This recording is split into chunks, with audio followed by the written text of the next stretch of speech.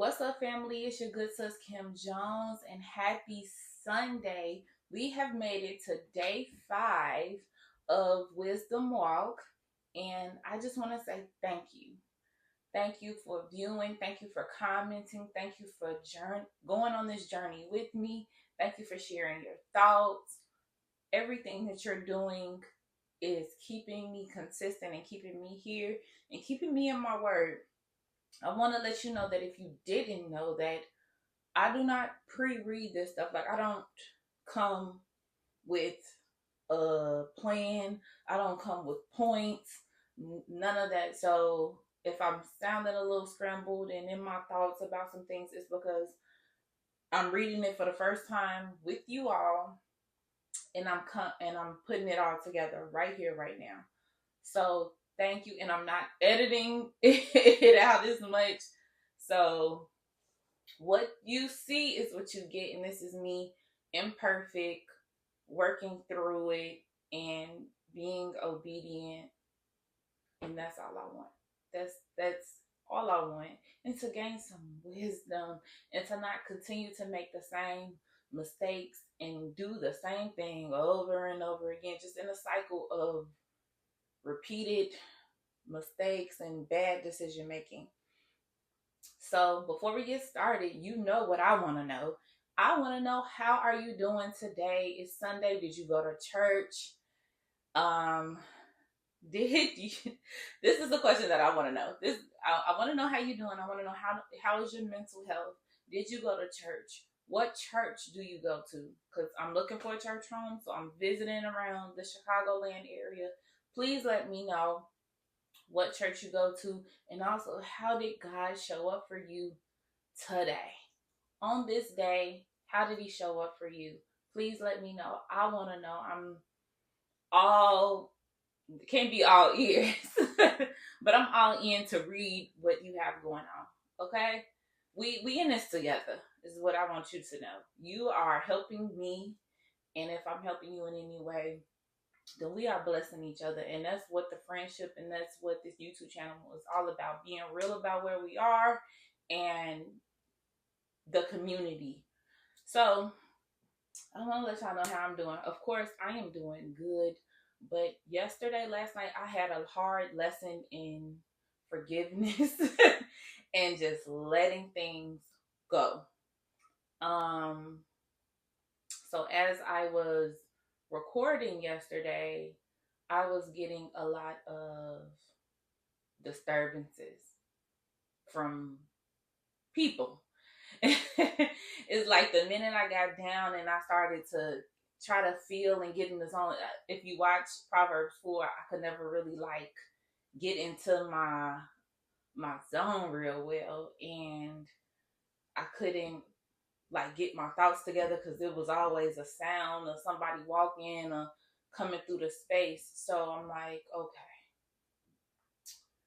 So I expressed like, hey, when I'm doing this, don't come down to my studio area. And disregarded that. Disregarded this. So I said, okay. It happened again. I stopped the video and I went and I made signs that said, do not disturb, record, and put them on every entry point door, and I locked the door. Now, you know, when you set like boundaries and somebody just crossing them, it's like, yeah, you don't care. And I'm learning that when it's not important, like this is something that's important to me, it's something that I care about. So someone else may not value it as much. So it ain't nothing to them. What you doing ain't that big of a deal to them.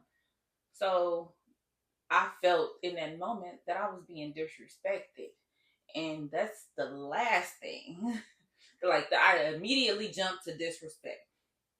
Because when I communicate, hey, this is what I need, and then you cross that line there, then I say, okay, let me set some clearer boundaries. So I put the sign up, lock the doors, and then you blow past that, and then it's like, oh, you're not sorry, because you're continuing to do the same thing when I'm asking you, hey, I needed to be dead silent. I need to be able to hear a penny hit the floor, like silent. Because the minute I hear somebody moving around, it's like, what you doing?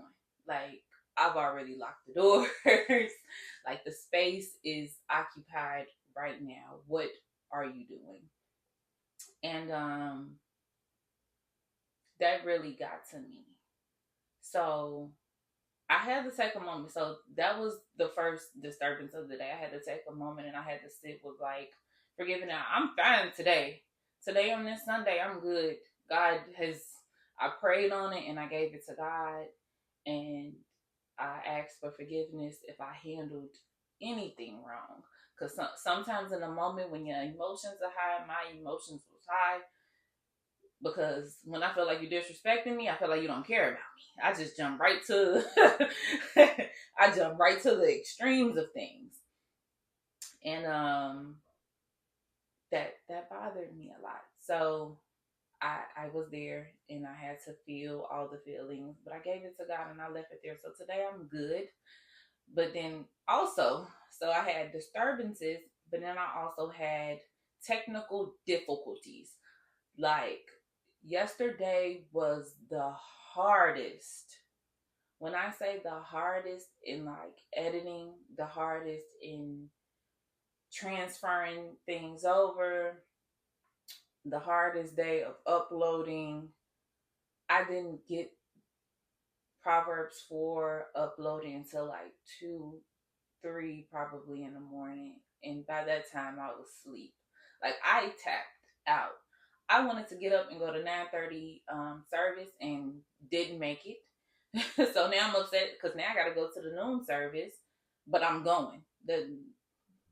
Nevertheless, I'm going to get there because I've watched the church online, so now I need to go in and I need to feel the people out. And I need to be in the presence of the people. And yeah, so that was my day. It's just learning curves, different things in the road, in the journey. That's like, I've done so much stuff and it's been an easy journey. Why is this giving me resistance? And why is it people around me that are close to me that are giving me resistance? And this time, like, no, I need everybody to support and be understanding. And so I was just going down a rabbit hole, but then I stopped myself. I prayed, I meditated, and I gave it to God. And I'm going to continue to give it to him. Whatever he wants to be done, it will be done. And as long as I am being obedient to what he is telling me to do, then he'll work out everything else. So today, I'm operating on 2 cameras. Like, we're going to figure something out. Something, if one footage don't work, then on to the next one. I'm not going to make myself upset. I'm already looking at a different editing software. If I have to spend the extra money to get some ease in the situation somewhere, then that'll be. But when I tell you this, everything was acting crazy. It took a long time yesterday. I didn't even get out the house yesterday for real, and I wanted to go bowling because we tried to push bowling back to the next day. Didn't happen. And it was a lot of birthdays. Oh, happy birthday to my sister-in-law, my sissy. I love you so much. Happy birthday for it. God bless you on this day. I love you. I hope you get some peace on this day. I hope you have some joy and some good fun. I'm not going to put your age out there, but enjoy yourself. You are grown, girl. Enjoy your day. And I'm going to try to pull you to church. If you look, y'all, I'm going to try to pull her into church on her birthday. But she went out last night and I missed that because I wanted to go too. But by the time I finished, when I tell you, I was doing nothing. I was going nowhere. I wasn't seeing nobody. I took my clothes off. It was a wrap. Once clothes come off, it is a wrap on Kim Jones. Like, sleep. Sleep is what I'm seeking. So that was my yesterday, y'all. How was your yesterday? I pray that it was better than my yesterday. My yesterday was filled with difficulties, but nonetheless, we're gonna push forward. We're gonna learn from the mistakes. We're gonna learn from all the difficulties in the road, and we just gonna move forward, and we gonna pray over it and keep it pushing for sure. So yes, that's that. And I'm in here before church, so if I'm kind of speeding through it, don't mind me, because I have to get a 13-year-old together as well. He still got to get gathered and put together, and I got to approve what he puts on today. So it's first Sunday too. Happy first Sunday of the month of October. We've made it to day 5. We're in Proverbs 5. I thank you for joining me. Okay, y'all. Let's review Proverbs 4 really quick. I want to know, what was your, like, what, after reading everything, after going through the different verses, how I broke them down, what was your verse? What was the verse that hit you? And with everything I can tell you now, with everything that was going on with me yesterday and how the day rolled out, the verse that hits me the most from Proverbs 4 is verse 26. Ponder the path of your feet, then all your ways will be sure. And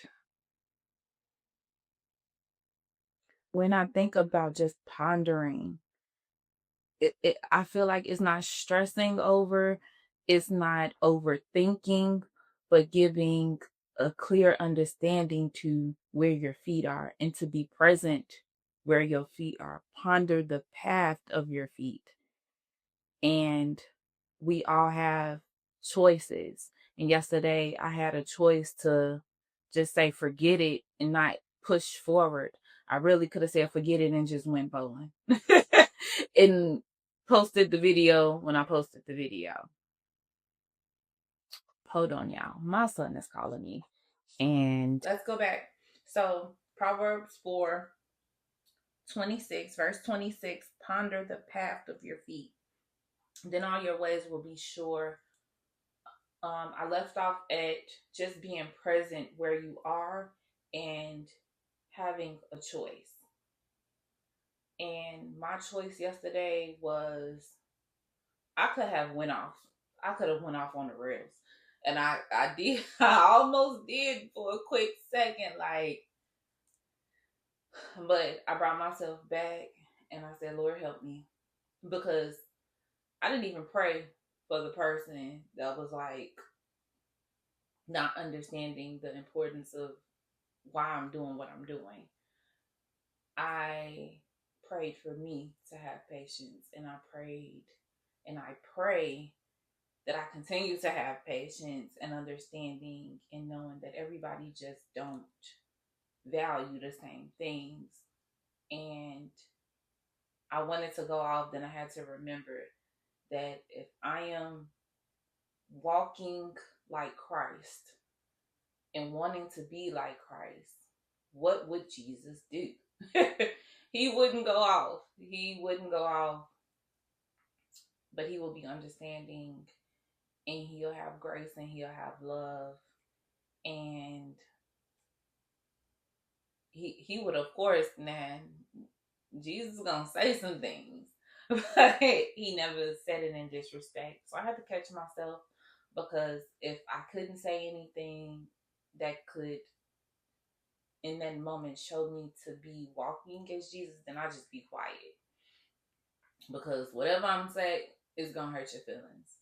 And I was getting there, and the Holy Spirit was like, so that's why I said I had to forgive, because I was getting there. And so ponder the path of your feet.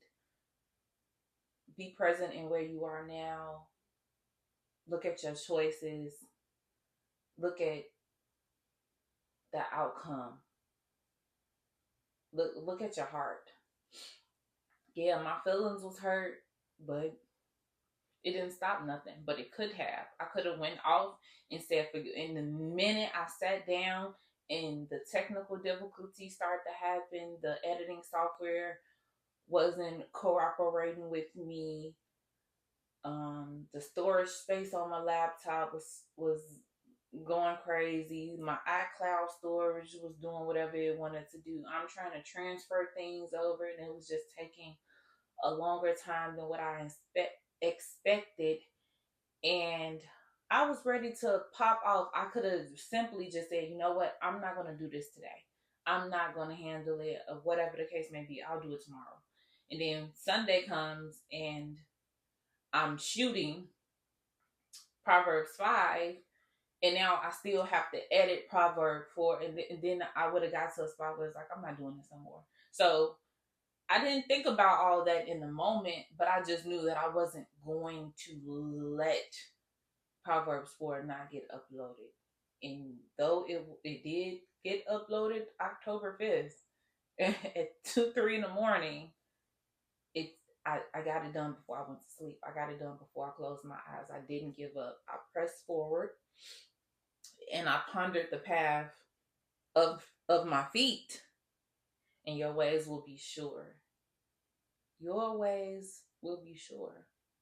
Like, he's gonna give you some peace, because I had some good sleep. I woke up late too. I didn't have any alarm on, anything. I was like, God, wake me up when it's time for me to get up.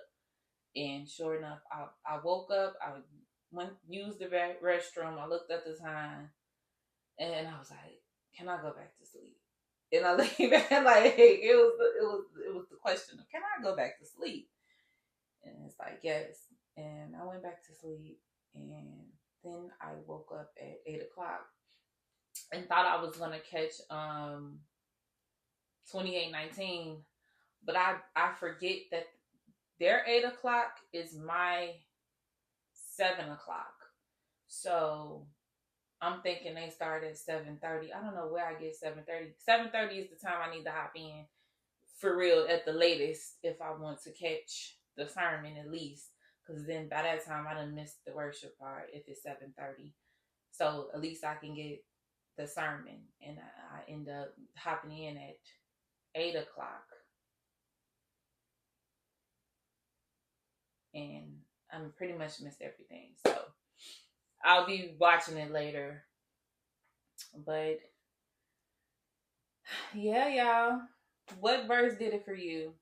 What verse did it for you? Because that's the verse that did it for me. And it's blessing me already, just looking back at my day. When they say it's the living word, it is the living word. If you can sit and reflect and pray on it and meditate on it, you will find, if you're in that scripture, it's gonna relate to you. And that's what I'm learning. That just dropped into me. Hey, how you doing? That just dropped into me. But we are moving into Proverbs 5 today. Yes, y'all. Let's get ready. I'm about to get your books. We in school. Go get your books and get your pens and get your journals. Go get your Bible. Open your Bible app to Proverbs 5. Get your pen.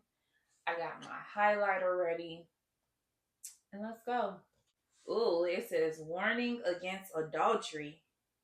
Oh. Okay.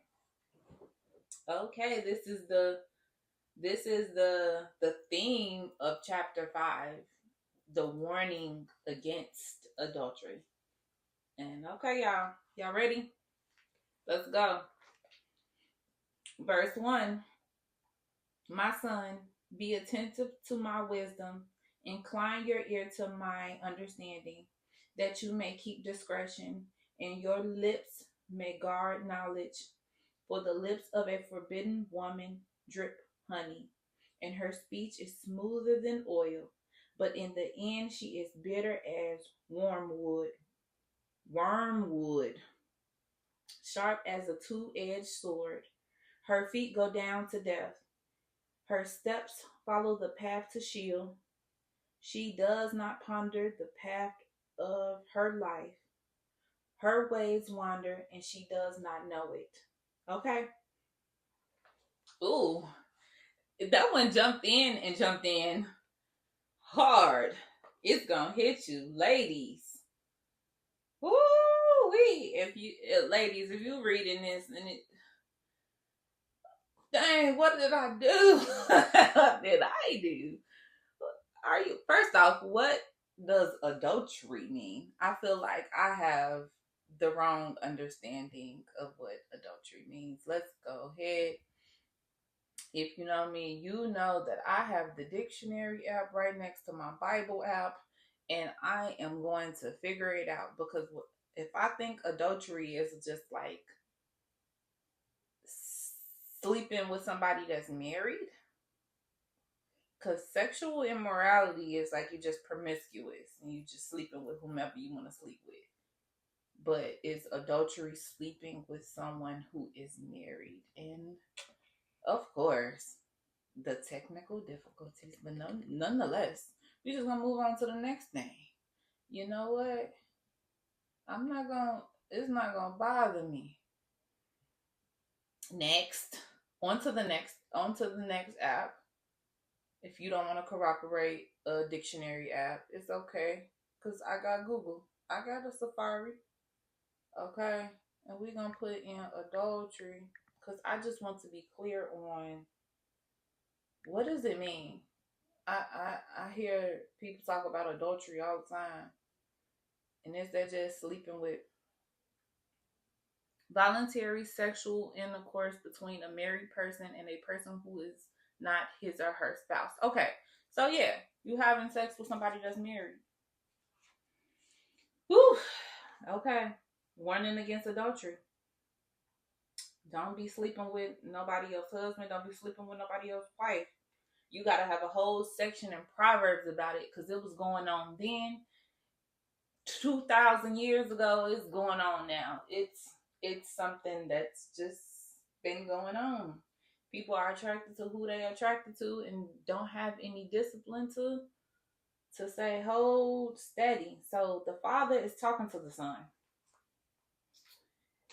And he say, be attentive, like pay attention to this. Incline your ear, open up your ears.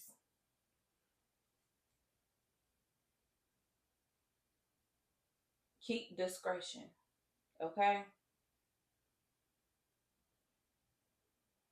And it says the lips of a forbidden woman, because we go back and for a forbidden woman is a strange woman, a forbidden woman is a foreign woman, so she's not the Hebrew, she's strange, she's foreign, and she's not Jewish, she doesn't believe in the same God, she don't believe in the same thing, she doing what she want to do.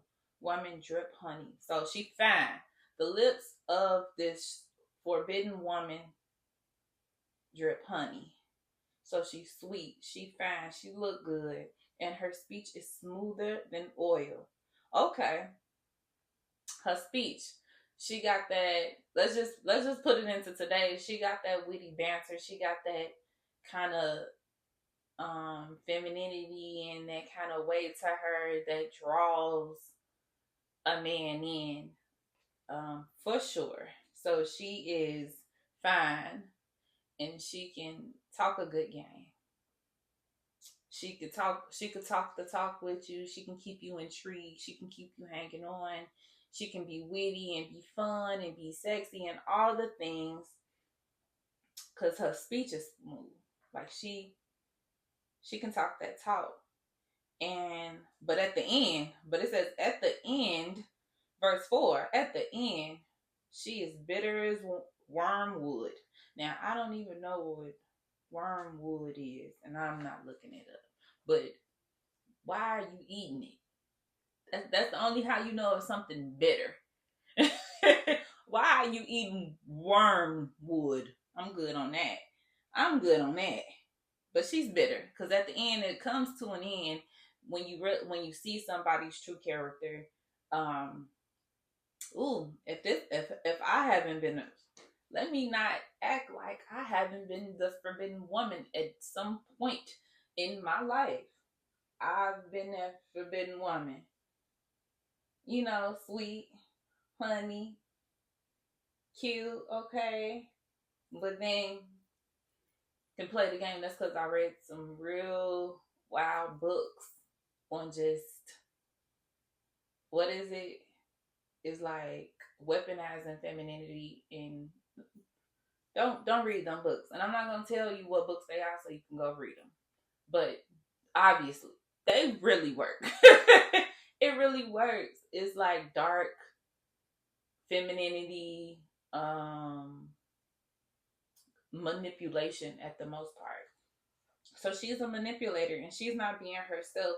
She's not being her true self because by the end of it, she's bitter and she is sharp. She is cold blooded. She is heartless. Sharp as a two-edged sword. Like she gonna cut. She gonna say some things. It's gonna hurt. That just with the same mouth that is so sweet and so smoother than oil, she can also cut. She can cut. Her words can cut. And have you ever gotten into an argument with somebody and you thought, oh, they so loving, they so kind, they love me. You know, all you think of all is that the beginning when you get the beginning of the person, and then by the end you see the worst of a person. That hey, I am not unguilty of being amazing in the beginning and then being the worst when it's coming to the end. So yes, you're gonna get the two-edged sword. And before BC, before Christ, yeah. If I felt you hurt me, I'm a sweet girl, but I got a mouthpiece. I will make it hurt. Her feet go down to death. Whew. Like she just walked into the path of death. Like, because it says then her steps follow the path to Sheol, and Sheol is just hell. You just gonna let's just keep it a buck. You going straight to hell. That's where you want to go. Like, you know, death. You're riding with death because you walking with it. You're walking in that way. That's where your feet is going. Anything that's going down, you're taking the elevator on down to the pit where there's weeping and gnashing of teeth. Y'all, that right there scares me. I'm cool on that. I had to turn and get on the narrow path because that path, it says she don't ponder her life. Is this not crazy that I said this verse spoke to me? Proverbs 4 that spoke to me, and then it says she does not ponder the path of life. Her ways wander. She all over the place. She doing everything. She can't sit still. She bopping here and bopping there. And she want to be seen. She's a wanderer. She doesn't have a solid footing anywhere, and she don't know it. She thinking she just in the moment doing what she got to do to get by, and she don't know that her feet and her ways and just is what we like to call it now is living in the moment. Just do it. Do it. Live in YOLO. You only live once, right? Do it. Okay. Y'all tell me what verse in there. Y'all break down how y'all feel about that. From verse 1 to verse 6.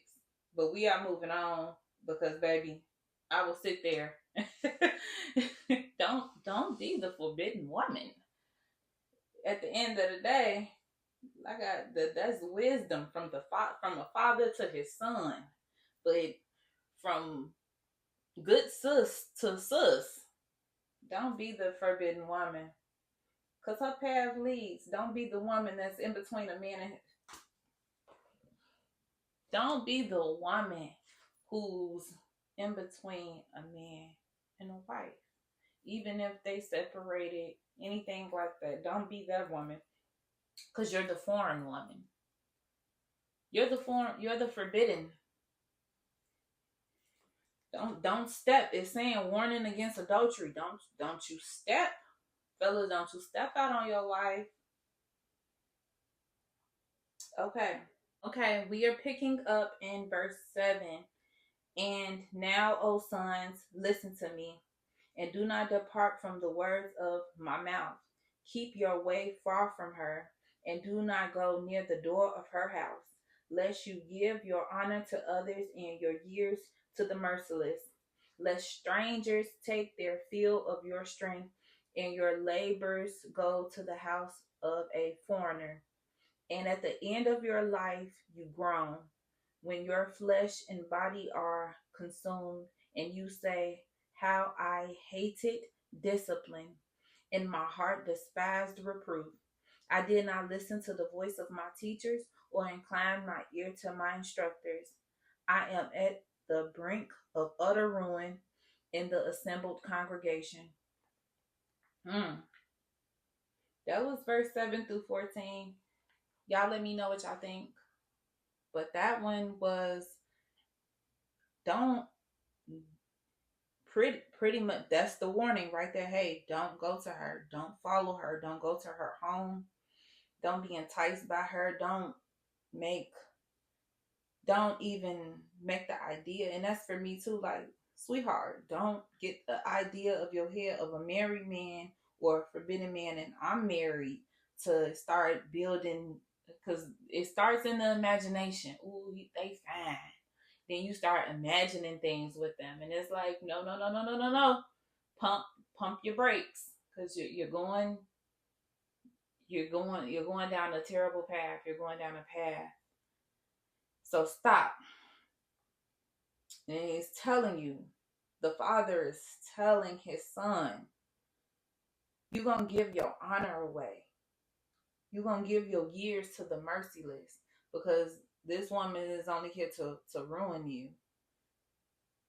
And you're going to feel it coming to the end of your life. You're going to groan because you've put yourself in a terrible situation with a woman that don't believe in the things you believe in, because she was absolutely okay with stepping in between your marriage. Well, you stepping in between her marriage. Fella, it all goes either way. I'm just saying it how it's coming to me. But don't step into nobody's marriage, because then you come to the end and you realize you hate discipline. And your heart despises reproof. You don't want nobody to tell you nothing. You knew you had a choice to make, and instead of being disciplined and being honorable, you threw away your honor. You threw away discipline just to have it be the one time. God, I'm gonna get this one time. This one time, and then you have to deal with that one time for a lifetime. Especially now with diseases, um, sexually transmitted diseases, and then after that, that one time could lead to a baby for life. You connected to this person for life. Not to even mention the spiritual aspect of it is the soul tie. Now you tie whatever demons is connected and spirits is connected to this person. You have opened the door for them to be all up in your life, to become one, because sex is to make husband and wife become one. So whatever they are, you got, and y'all are one. So when you having sex with somebody that's not your spouse, you're getting their mess. You're getting their trauma. Have you ever just had relations with somebody, uh, and the next day felt depressed? You not even sad. You're not even mad. You don't even feel bad about what you did, but you feeling depressed. Like it's just hit you, or feeling whatever way, whatever dark spirit that's over them is now on you. Now you got the urge. They smoke weed. Now you got the urge to want to smoke weed. Or they waking up they waking up just angry, and you waking up angry. Like you don't know where they came from. You've never woken up angry before, but now that you done became one with this person sexually, you are just like them. So, and the son is saying, oh, how I hated discipline. That's 12. Oh, how I hated discipline, and my heart despised reproof. Because he didn't listen to none of the teachers. Because there's warnings. People gonna warn you your whole life. Don't do this. Don't do this. And especially in a church, don't do this. Don't do this. And people think God is trying to control your life and all the things. So you run and you want to do what you want to do because you have the choice and you have the free will to do it. And it's like, don't. Is it worth it? And I love the Bible so much because I thought like the Bible is outdated. It's not going to connect to what's going on right now, but it absolutely does. It's just, honestly, I could not read the King James version of that Bible, so I already had like a language barrier with the Old English, and I was like, oh no, I couldn't get through Genesis 1. So that's what turned me off. But when I started to switch, and I realized, and as I got older and got some more experience in me, and I was like, ooh, okay, what God gotta say? Because I've been doing everything my own way. But I believed God all my life, but I never really understood Jesus. I knew he died for my sins, but what's to Jesus? So I first thing I downloaded the Bible app and I started to listen. And I was like, oh, it's different versions that make this so much simpler. I was in the NIV, and then I switched over to the ESV, the English Standard. Don't ask me how I got here to the English Standard. I think it's probably because I watched 2819 and Pastor Phil preaches from the ESV. So I initially just adapted, and I was like, oh, I like how it reads. And so I just switched over. It's no big thing. I was in the NIV because Pastor Hannah teach from the NIV. So if you're in Chicago, you know Pastor Hannah. I was at New Life for a long time. I was reading from the NIV. So it's kind of like you adapt to your teacher, but you really sit when you really get in the word for yourself. So between verses 7 and 14, please comment, let me know how y'all feel about it. We're gonna keep moving on, and we're gonna pick up at verse 15. Drink water from your own cistern, flowing water from your own well. Should your springs be scattered abroad, streams of water in the streets, let them be for yourself alone, and not for strangers with you. Let your fountain be blessed, and rejoice in the wife of your youth, a lovely deer, a graceful doe. Let her breast fill you at all times with delight. Be intoxicated always in her love. Why should you be intoxicated, my son, by a forbidden woman, and embrace the bosom of the adulteress? For a man's way, for a man's ways are before the eyes of the Lord, and he ponders all his paths. The iniquities of the wicked ensnare him, and he is held fast in the cords of his sin. He dies for lack of discipline, and because his great folly, he is led astray. That was verse 15 to 23. What do you guys think? What do you guys think about that? What verse? I hope y'all didn't hear my stomach just growled. Pure foolishness. Because I just grabbed myself like, ooh. Okay. I just completed Proverbs 5. What do you guys think between verses 15 to 23? Now, I have heard a sermon where it was preached that in verse 15, drink water from your own cistern, flowing water from your own well. Should your springs be scattered abroad, streams of water in the streets, let them be for yourself alone and not for strangers with you. I heard a preacher explain that as, I'm not even sure who, but like, don't drink. And it sounds crazy because I'm like, drink your own water, of course. Like, for me, that's like, stay with your wife. Drink from your own cistern. Like, whatever you are yearning for and lusting for, get it from your wife. This is my understanding. Get it from your wife. Flowing water from your own well. Should your springs be scattered? Like, if you having sex abroad and all around the world, you streaming water all in the streets. You in the streets.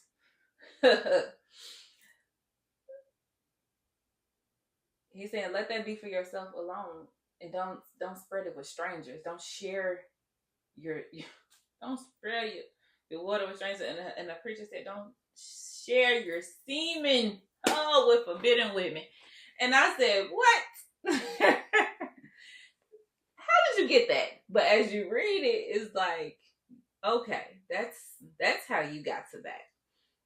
Because you got to make it in their way. You got to, what they were doing were they were giving examples of what was life in 2,000 years ago. And this was adultery was a big deal. It's like,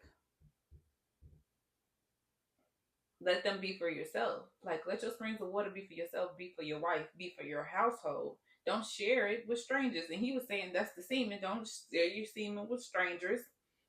Let your fountain be blessed and rejoice in the wife of your youth. You've married your wife. You're married. You have a wife, sir, and she is lovely as a deer and graceful. Let her breast feel you at all times. Like, whatever you, be fulfilled in your wife. Stop lusting after other women, because it's going to lead you to a place where you don't want to be. So, and then the father asked the question, why should you be intoxicated, my son, with a forbidden woman and embrace the bosom of an adulteress? Like, why would you do that? He pretty much saying, make it make sense for me. Like, why would you step out? Why would you break covenant? And why would you break your wife's heart? Why would you do it? And in that time, women weren't divorcing, so you just had to thug it out. But now, oh, you got a choice, baby girl. You can get up out of there or you stand. But this is a father telling his son, and I think that's the break even now too. Fathers is just as messed up, and they can't teach their sons to not step out on their wife. To actually, some men are getting married. Some men are staying open and free. They are spreading their springs abroad, scattering it abroad. And so yeah, that's a big thing. Is the father teaching his son, hey, why are you doing this?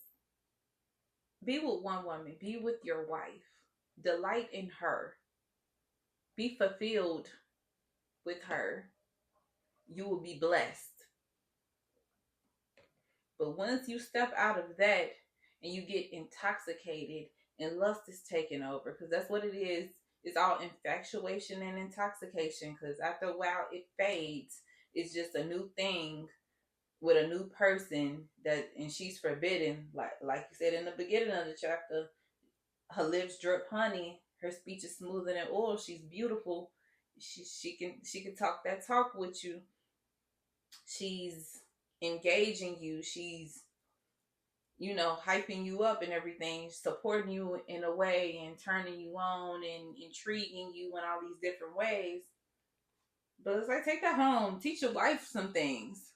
sir, for a man's ways are before the eyes of the Lord. So you know what? The father had to tell him, like, hey, you know what? The man's ways are before the Lord. It's like there's nothing you can do. Like whatever you do, God sees it. Don't think that you can hide from an all-knowing, all-powerful, all-seeing. He's everywhere all the time. Don't think that you can hide from him. He sees all. So, and he's judging all, and he will. And he ponders all his paths. The iniquities of the wicked ensnare him. Like he ain't got time. He don't have time for it. He's not playing with sin. He hates sin.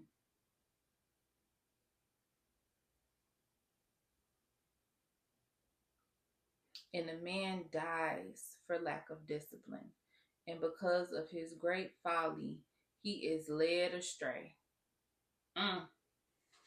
If that's not the truth, how many men leave wives that been down with them from the jump, or so many successful men that feel like they gotta have this when this woman was with you from the jump and she helped build you and she helped get you here. It's like, don't switch up. But because you will die because you lack discipline. Is that a hard thing to say? Can I say that? That's what the books say. I'm sorry. And once you start, and I can attest to this, once you have the choice where you can be disciplined and you can hold steady and say, no, I'm not doing that because I know it's wrong. But when on the other end of like, I know it's wrong, but one time is one time and I can get right. It's that one time. It's always that one time. It's always that, oh, I'll give you another chance, or I'll see how this plays out. It's always that one time that you know for sure that I need to be steadfast in my discipline. Like I need to stay to my word. Like I know this isn't right. But it's that one time you do something outside of that. It's that one time you go beyond, and now because of it, you just in it. Now you're a wandering person that has no discipline. You're just doing whatever because it takes one time to say, I'll get back right. But then down the line, after day after day after day, you continue to walk across that discipline line. Like, I could do right tomorrow. Me, younger, I'm like, I could do right later in life. But then as you keep going further and further, and that's just going further into doing what you want to do, it's like I got time to fix it, or to fix myself, or to get right. But you've done racked up so much shame. I've racked up so, like you, I'm talking about me. Anytime I say you, I'm just talking to myself. I've racked up so much shame, so much regret, so much doubt, all of fears, all of the things just by not being disciplined. Just simply not being disciplined. And all it takes is one time to waver, and now you're deeper and deeper. How many times have you been like, you know how many times I've stopped drinking? Like I have a problem with alcohol. I can't drink it like that. Because I don't know when enough is enough. That's simple as that. I can't drink hard alcohol because enough is enough ain't enough. To me, I don't know when to stop. And the only time I stop is when I'm blackout drunk, and now I'm not even there. So it takes one shot for me. And if I say I'm not drinking tonight and somebody give me a shot, well, now I gotta take the shot. But I got a choice. I can either take the shot or not take the shot. There's the discipline. because I know what alcohol does to me. I'm pondering my path, which path I want to go to. And a lot of times I chose the shot path. And when you take one shot, you just don't take one shot. You got to keep, especially if you're there, like you got to take the shot and leave. But if you still stand and partying, you like, I'm going to leave at this time. You done went in with a plan and the plan went out the window. So now you're getting further and further in. So now you got great folly. You foolish. And you have been led astray. And now you waking up me. Because this is my real life. Wake up and somebody got to tell me. I don't know how I got home. And somebody got to tell me what I done did, what I done said, who I was ready to fight, how angry I was, all the things. Now you got to rack on the shame and rack up the disappointment and rack up the embarrassment. Yeah. So it takes that one time. This is how I'm reading it. Yes, it's a warning against adultery, but it's a lesson on discipline. Can you be disciplined?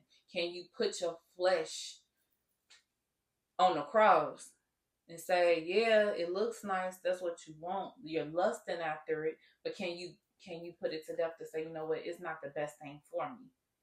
It's not the best thing for me. Get disciplined.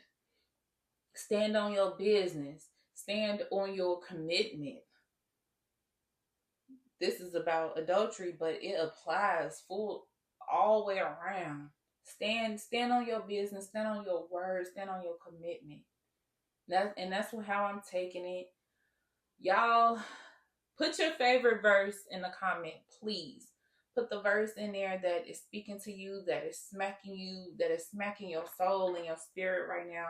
Put it in the comments, and I will share my favorite verse, the one that got me in the chokehold. I will share it because I didn't highlight anything, because all of it has been a great lesson to me. Like I said, I'm reading this for the first time with you all. So I'm kind of like going through the process as well. So when something comes to me, it comes. And if it comes kind of all over the place, I apologize. I am not structuring it out. Nor am I trying to be a pastor and structure it out and have a message at the end. But I can honestly say at the end of this, though the heading of this chapter 5 is warning against adultery, I can say it's mostly about discipline. How's your discipline? Where's your discipline? How disciplined are you when you are tempted with something? Ooh. And I'm reading Matthew 4. How everything connects. The temptation, yes. So thank you. Thank you for joining me today. We got through day 5. We got through Proverbs 5 of the Wisdom Walk. I'm your good sis, Kim Jones. Please leave a comment, subscribe, share with your friends and your family. Hit me up. Let me know how you feel. Ask me any questions. I'll get back to you as soon as possible, or I will record and add it into the next day. So I thank you. Y'all have a happy Sunday. Eat good, laugh well, love on your people. I love you, and I love you with the love of Jesus. Hey, we're going to do a little dance every time.